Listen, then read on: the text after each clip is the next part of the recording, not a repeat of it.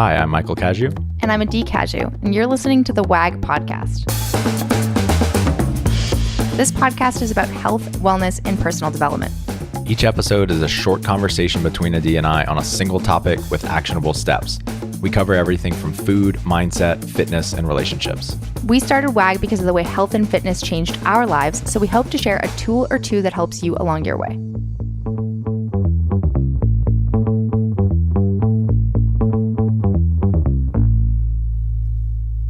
Hi. Hey, Michael. Welcome back, guys. Before we get into this show, let's talk about the staff retreat. Okay. What did you think? Awesome. When Michael's talking about the staff retreat, he means that we had all of our Working Against Gravity staff in one place. It was in Austin, Texas. We do this once a year. We fly everybody to be in person. We're a completely remote company, so that means that our staff really just lives all over the place. We have a little pocket of people in Denver, pocket of people in Michigan, a couple Canadians that were stragglers from when we were in Canada. So they're all over. So we really don't ever get a chance to be physically with each other in person. So we're a group of around 35 people that are physically together in person for 2.5 days. And when you're this company that is all about transformation and connection and relationships and personal development, we love being physically in person to be able to actually connect with each other different. It's not the same as being able to connect with someone, on a Zoom call or a video call. Mm-hmm. It is by far the best weekend of the year, for sure. When it comes to work, there's no comparison to the amount of energy I get for work from spending time with these people in person. It's there's so many benefits to the freedom of being remote. And then there's weekends like this where you're like, man, our people are just so cool. They're just, every single one of them is so interesting. They're so cool. They have so much cool shit going on in their life. And I loved it. It was so much fun. Mm-hmm. Yeah, it was badass. I loved the conversation about transformation. So our number one value at WAG is client transformation. Mm-hmm. But this year we kind of changed that to being transformation in general, because we care about our staff and ourselves just as much as the clients. And the business too. And the business, right. So as a business, we are transforming. We're starting to we're training coaches, we're training gyms to do what we do, not just helping people lose weight and get leaner and working one-on-one with people. So that was a really exciting conversation. Mm-hmm. And then we also did some cool exercises to help all of us connect with each other deeper than we ever had. And like you're saying, it's just so great to get to do that when we work so hard towards the same goals, but we almost never get to see each other in person. And you kind of get to be on this lonely island. I'm working over here. Are you working over there? What are you doing? You can sometimes feel like you're the only one. Mm-hmm. And then you get around everybody and you're like, oh my God, you feel that too? You go through that. So we try and be connected as much as possible throughout the year, but it's not the same. And I think what was really special about this particular year is that it's our fourth annual staff retreat. And nobody at this year's retreat has never been to a retreat before. So it was not anybody's first rodeo. And I think that had this crazy different dynamic of everyone already had done the surface chatter. There wasn't a lot of there wasn't as much anxiety about being there as it is in your first time. Where you're nervous. Are they really going to like me? This is my first time meeting these people in person. Everyone already kind of knows each other. So I think it allowed us to get a little bit deeper and also just be ourselves more, which was so fun. And so this conversation directly ties into what we're going to talk about today. I almost planned it that way. Oh.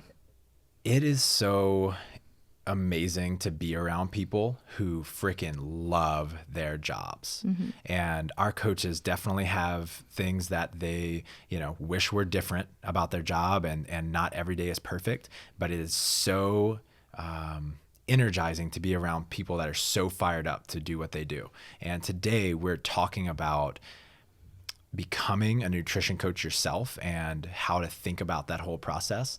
Mm-hmm. And I was just really fired up and inspired to have this conversation today, because we just experienced our like really alive staff that are they just love what they do. So if you're somebody who's passionate about fitness, about health, about wellness, and considering, maybe making a career switch to doing something that's more focused on coaching other people and specifically nutrition coaching, this episode is going to talk all about that. And we have seen firsthand how creating that type of opportunity for people has transformed their own lives. Yeah. And you don't have to switch careers. You could just make this a side hustle, or you could just do this as like a hobby. Yeah. But it's very fulfilling, and it gives you the ability and the power and the skills to actually help people transform their lives. My mom does it as a side hustle and a hobby. She does it in Toronto for some people there that she doesn't take on very many clients, but it's not what she does. And on the side, she loves to help people with their nutrition and fitness. Cool. Before we get into this, we want to thank you, as always, for leaving your reviews and for keeping us motivated and helping us to grow this channel, grow this podcast, and keep doing it. We appreciate it. If you've been listening to this for a while and you haven't done so already, please take the time to go leave us a quick review. If you love us and you feel good sometimes by the things that we say, we read every single review and we love it. So. And I've got one from Alex AF here. It says, listening to Mike and Adee is very pleasant, fun, as well as relatable. They have good chemistry and the conversation is very smooth. I really like all the examples they have for everything, both individually and as a couple, and they give a brief summary and action steps at the end. Definitely recommend. Thanks, Alex. Appreciate you, man. Yeah, hopefully this episode lives up to that. So we're talking about nutrition coaching. What are some good reasons to go into nutrition coaching, whether that be full-on career or side hustle or just passion project? So a good reason to go into nutrition coaching would be to be of service to others. Another good reason is that you've been transformed by nutrition and fitness and wellness yourself, and you want to pay it forward. You've seen the results. You've seen how it's changed your life, not just in changing your body, but maybe it's changed your marriages. Or we have clients that have repaired relationships with parents, or they've moved to different cities just because of they attribute the catalyst to making some type of transformation in their fitness and nutrition. If you've experienced that and you want to give it back and pay it forward, doing this type of job is a great way to do that. Yeah. Another great reason, I don't know if it's another, but similar to what you're saying, is you really want to help other people reach their goals and their dreams. This is a set of skills. Nutrition coaching is a set of skills, and what we teach is a set of skills that allows you to really help people achieve a number of different things outside of just getting lean and losing weight. Yeah. Although you can get really damn good at that. Yeah, totally. What are some not so good reasons? One that I can think of right off the bat, and then you can add any that you think of. Not so good reason would be to be rich. I mean, you can make money being a nutrition coach, but if that's your primary focus when you're going into a job that is this emotional and requires vulnerability and is in many ways incredibly fulfilling, but on the other side is exhausting and draining emotionally, if you want just to make a quick dollar, this is it's probably not a good reason to do this. This is, you are dealing with people's intimate lives and you're having a real impact on the decisions that they're making from day to day. If you really just want to get rich, there's just way more shallow level professions to go into that. If that's what you're fired up about, that's super cool. This particular profession, I feel like if your motivations are money versus service to others, it might cloud your judgment in terms of the types of decisions that you'll make. And these are real people that you're impacting. So, yeah, another not so good reason is you want to be a guru to people, and you want to seem like the quote unquote expert or hero. Yeah. That's a great one. I feel like all of us want to, we want to have affirmations and be appreciated. But if you want to be looked at as a guru or like having all of the answers, you're not going to be the best coach. The best coaches are the ones that do just enough for their clients so that the clients have their own aha moments. And I didn't make that up. I got that golden nugget from, I think, Evan Pagan. You give them you let them have the aha moments. You don't steal it from them. You don't always have to be the one with the right answers or to be the hero. Could have been Evan Pagan. Could have been me. The aha moment? No, maybe aha moments. That was Evan aha Pagan. moments is Oprah. Yeah, it was Evan. Yeah, I think on that vein, the best gurus in the world want their people to become teachers themselves. The best coaches want their people to become coaches themselves. The best way to know that you've really integrated something is if you can teach it to other people.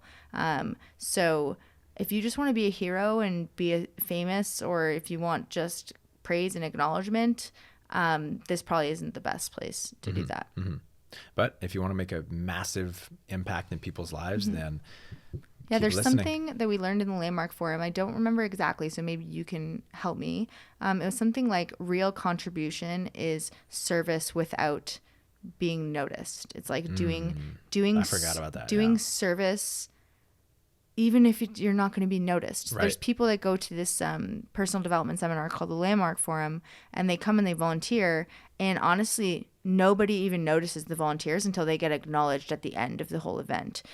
They're setting up the chairs, they're doing all these things, and they're not asking people to be like, thank you for setting up the chair. They're just doing it just for the sake of doing it.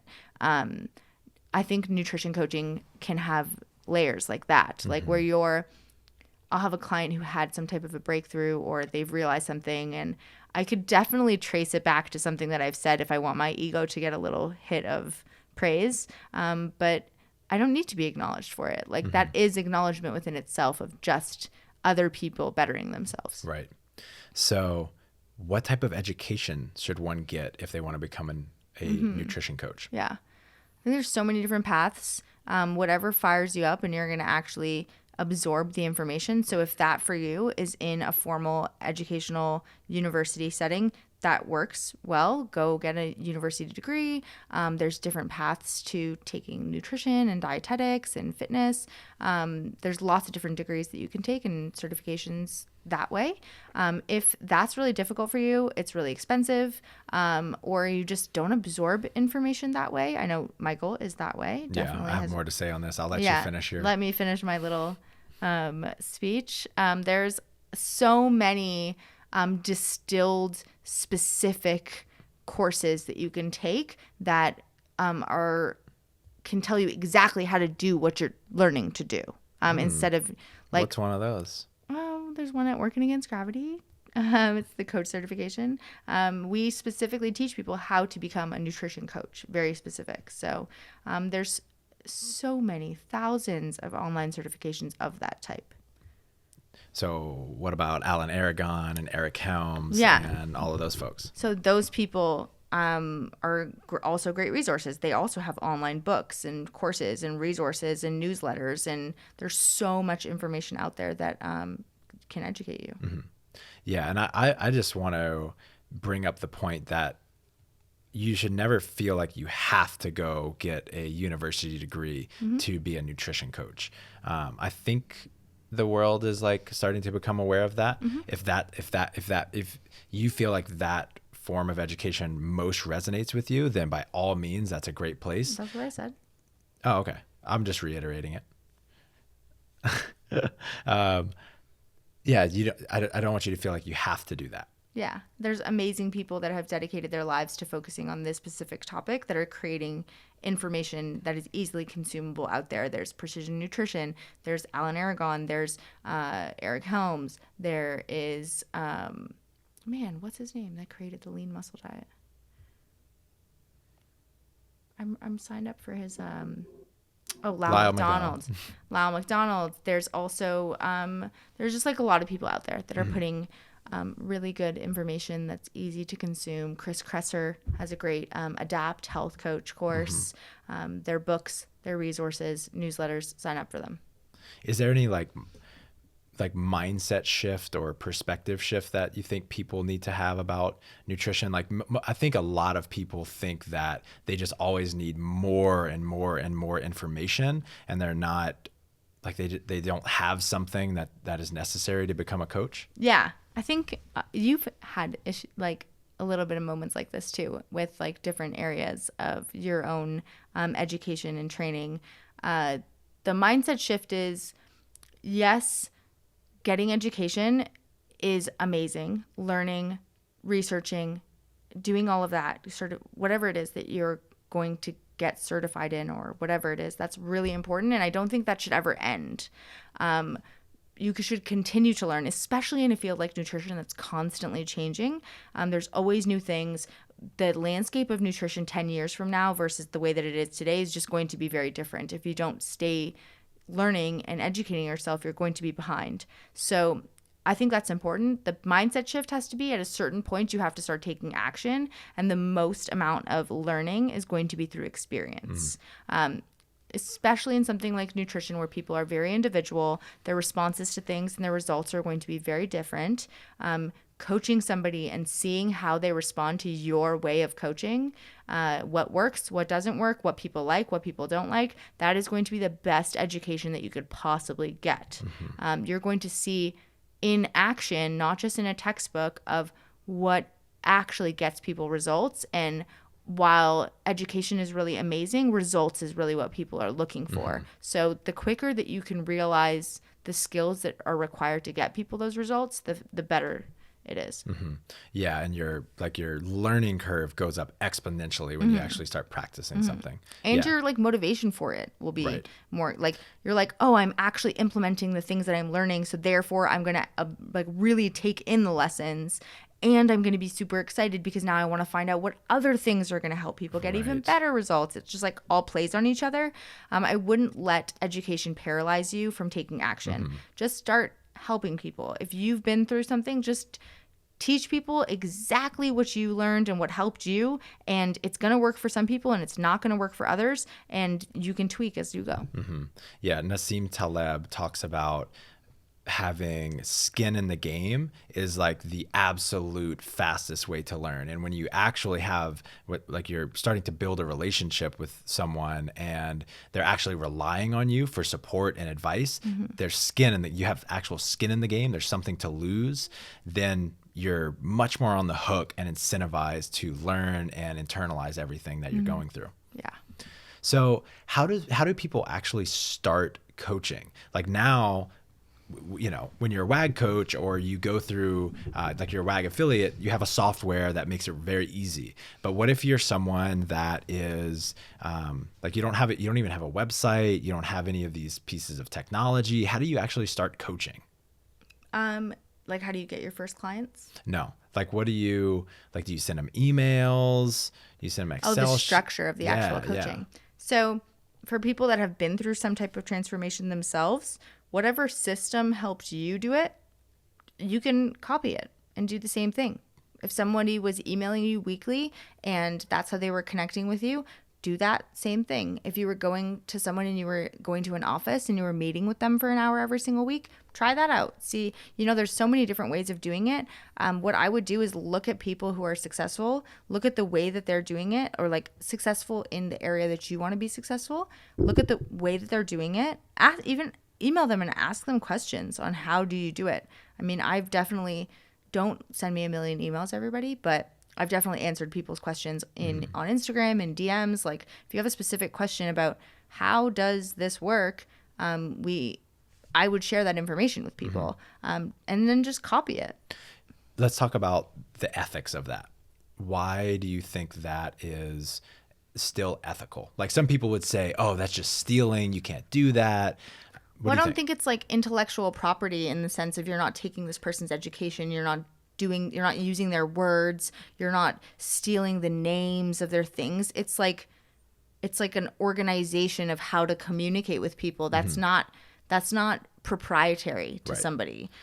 If you and if you, it's just not proprietary. I don't see that as proprietary. Like, I think, agree. Weight Watchers does it the same as another company does it. Like, there's so many people that are doing it the same way. It's nobody owns that. Right. So basically it's like if you see a company is charging around $150, then you could charge around $150. If you see that the way that they're communicating with you is through email and they're having you fill out an Excel sheet each week, you could just use those general principles and that general structure of creating your business. Is that what you're talking about? Yes. Yeah. There's nothing proprietary. There's nothing proprietary about that. When I think it becomes unethical is like they sent you a like introductory document and you copy it word for word, put your logo on it, and then you send that out like you made that up. Right. That is intellectual property. Then you're being a bad boy. Yeah. Well, no good. Well, that's somebody put a lot of work and effort into that, and then you're just actually stealing it. That's not ethical. It's not what I'm talking about. I'm talking about the system and organization in which you're communicating with people. Like, these companies, like Weight Watchers uses phone calls or Skype calls, let's say. They didn't invent Skype. Like, they didn't invent phone calls. They don't own that method of communicating with your clients. Right. If you take Weight Watchers' exact intake questionnaire and you use that as your own, and they did not allow you to do that, like Precision Nutrition gives you intake questionnaires that you can use with your clients, then you can't do that. Like, that's not allowed. But what I'm talking about is if you see a coach using certain softwares or certain methods of communication with people, you can do that too. Right.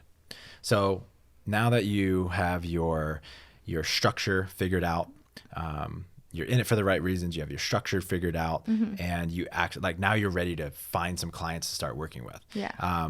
The number one thing you want to do, and this is out of a real estate agent's book. Real estate agents do this very, very well in that they just leverage their current network.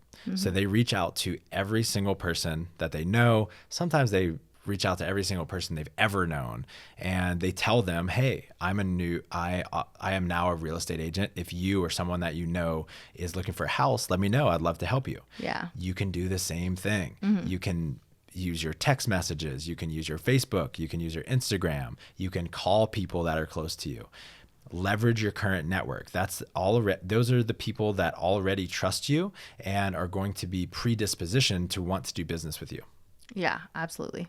Totally.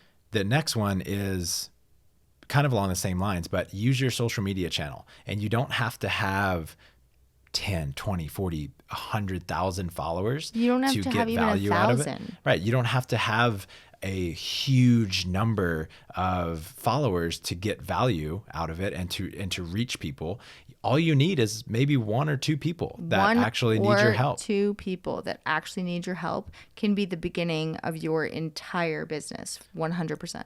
All you need is a foot in the door. All you need to do is start to get the ball rolling, because the next couple of things that we're going to talk about are basically like how to put gasoline on the fire once you have that momentum. Yes. But when you're reaching out, talk about, like, spend some time deciding exactly the type of person you want to work with.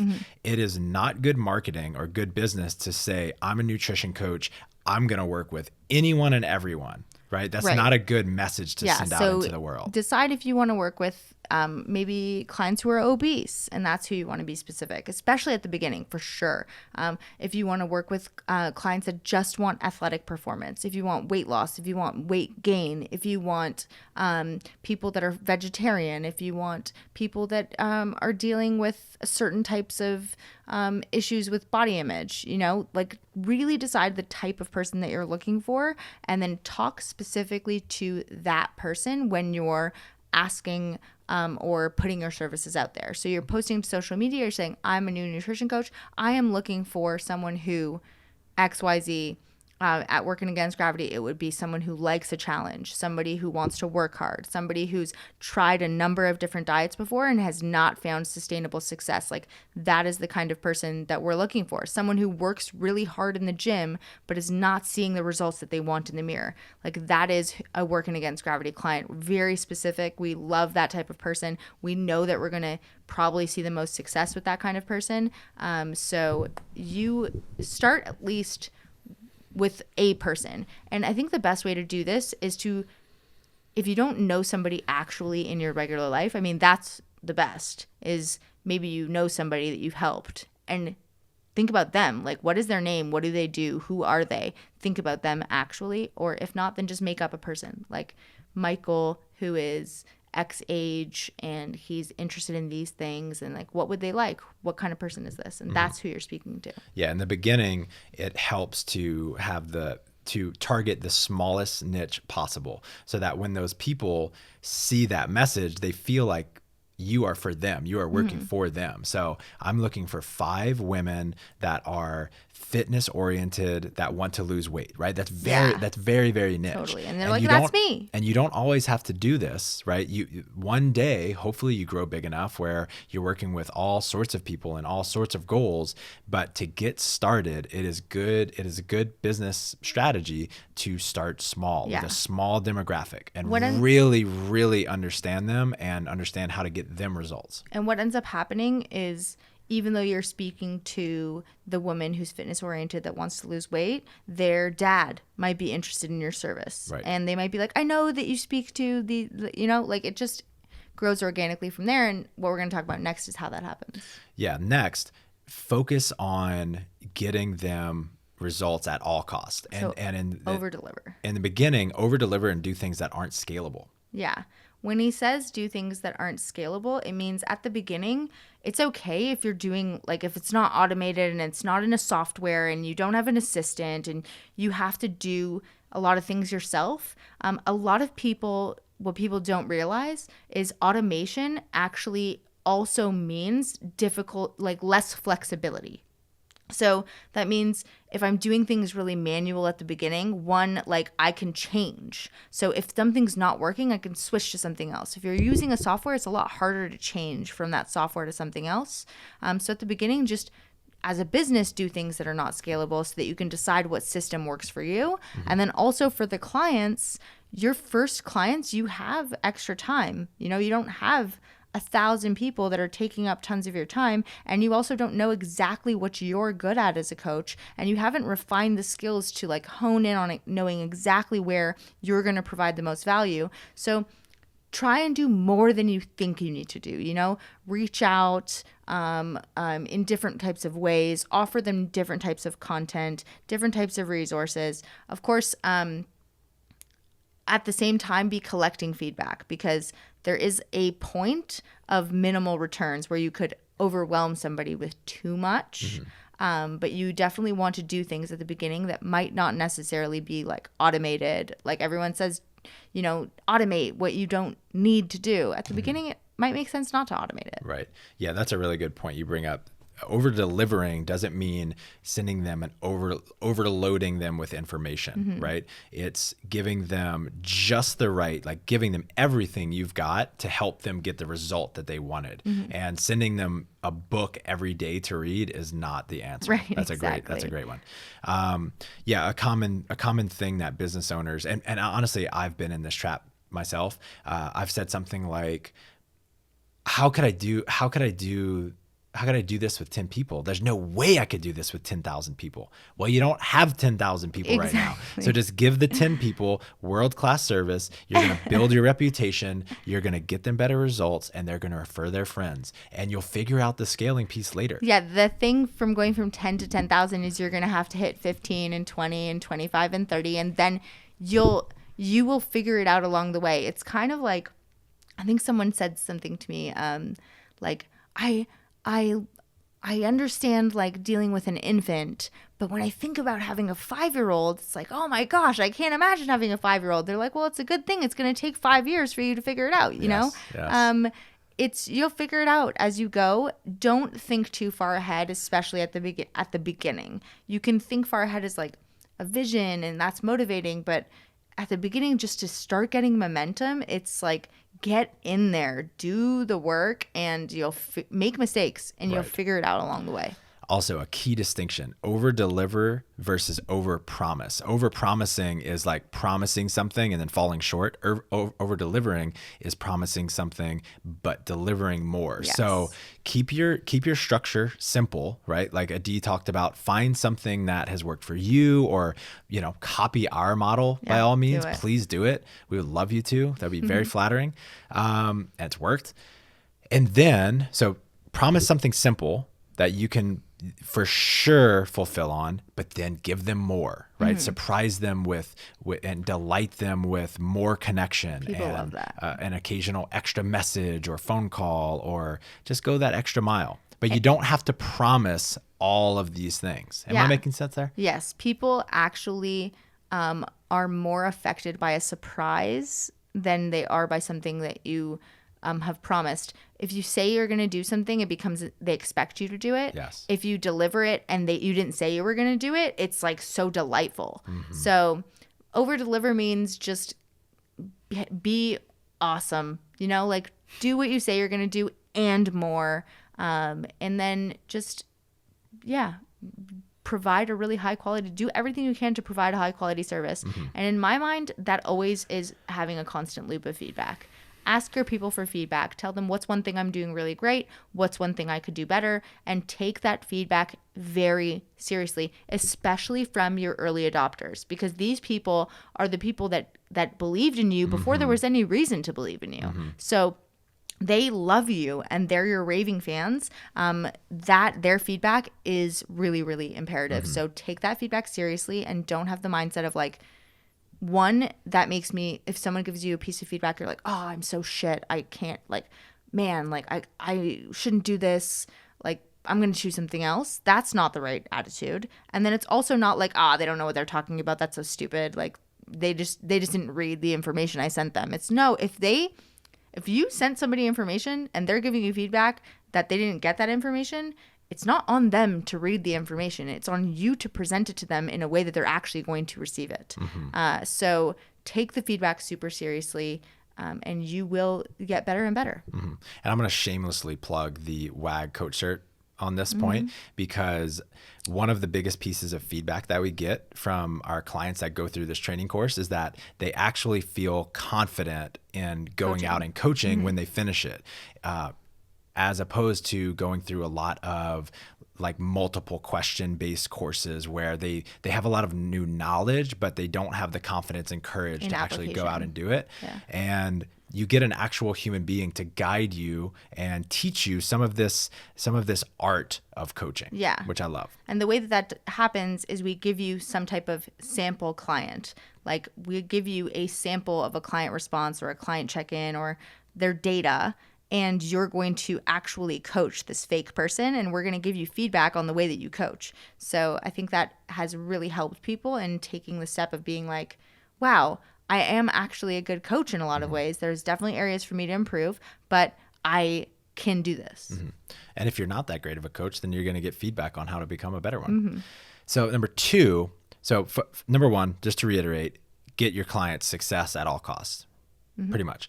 Number two is once they start getting success, ask them for a testimonial, ask them if you can use their before and after pictures, and post that shit everywhere. That's how WAG blew up. You focused on two things. I met you very shortly after you started the company, and you focused on two things: client success and then posting their transformations. Sure. Yeah, I think we have over 600 transformations on our website now. And the reason that this is so beneficial is because of one of the powers of influence called social proof. I was talking about this on a live cast today. So one of the best psychology books of all time is called Influence by Robert Cialdini. And he talks about all of the different types of ways to persuade and influence people, and social proof is one of the most powerful. When I see that two of my friends have used used a certain service, I immediately trust that service more.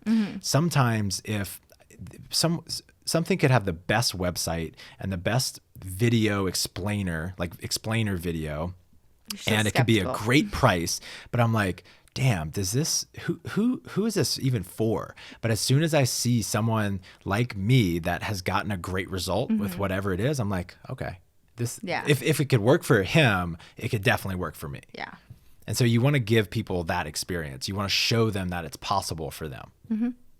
And that means you have to get people results. Yes. Yes. So 1, 2, 3 is ask for referrals. So especially with something as emotional and intimate, and this is not a cheap service. You know, it's a you're giving a lot of time, so it shouldn't be a cheap service. It's a big commitment for people, and so they want to. They really have to have trust that you're going to get them results. And the best way to do that is to have a referral from a friend. Yeah. So this is how CrossFit gyms, like 90% of their growth happens, no matter what else they're doing in marketing. 90% of growth happens through word of mouth referral marketing. So once you know that someone is having a good experience with you and they're seeing some progress on their own, straight up ask them like, hey, I want to work with people just like you that are motivated to make a change, that want to lose 5 or 10 pounds. Do you have a friend like that? Or do you have a colleague like that? Do you have a family member like that? Ask them specifically the type of person that you're looking for, rather than saying, hey, do you have anybody you could refer me to? Because when we do that, it's kind of confusing. Sorry. And also be specific in, don't just say, do you have someone like that? Tell them exactly how to connect you. So get this person to email me, give them my phone number, like tell them exactly what you want them to do. The least amount of work for somebody to do to refer you is the best. Yes. And if when you're getting people great results, they really want to refer their friends. They just need to be asked. They need to be told what to do, basically. They want to reciprocate and give back to you. They believe in you because you believed in them. So that's another way that WAG has grown so quickly. Yes. A lot of referrals. So number 1, getting back to getting clients. Number 1 is get great results, really over deliver. Number 2 is use testimonials. And number 3 is ask for referrals. Is there anything else? I think that was pretty robust in information. I use that word. One thing I will finish on, and we probably should have led with this, but becoming a nutrition coach, not only is it like fulfilling to the greatest degree because it allows you to deeply connect with people and get them results that are like really meaningful in their life, like it impacts them far outside of just their body, but it also gives you the opportunity and possibility of working remotely, of being your own boss, of working wherever you want, whenever you want, with whoever you want. Yeah. It's freedom. Yeah. It is freedom. So if you're interested in this, we highly believe in all of the different authors that Adee mentioned earlier. So those are like low barrier to entry ways to learn more about nutrition coaching. If you're really ready to dive in and you either you just want to learn more for yourself to kind of command your own nutrition a little bit better, or you want to work with other people, you want to start a side hustle or a full-on business, look us up, workingagainstgravity.com. Click on coach certification, and we're launching. By the time this comes out. So let's sign up for the wait list. Join the wait list. If it happens to come out at the time where you can join now, but it's probably going to say join the wait list. We only launch this program 2 times a year. That is because we have real people that are giving you real feedback, and we don't have capacity to just like endlessly sign people up. So get on the waiting list, and that is the first place that you're going to hear about when registration opens. Awesome. Also, if you want to ask us a question and have us answer it on the podcast, leave us a voicemail at workingagainstgravity.com/podcast. Scroll down to the start recording button, leave your name, where you're from, short, concise message. And if it's awesome, we're going to play it on here. You're going to be famous, and we're going to have a great episode out of it. We love you guys. Thanks.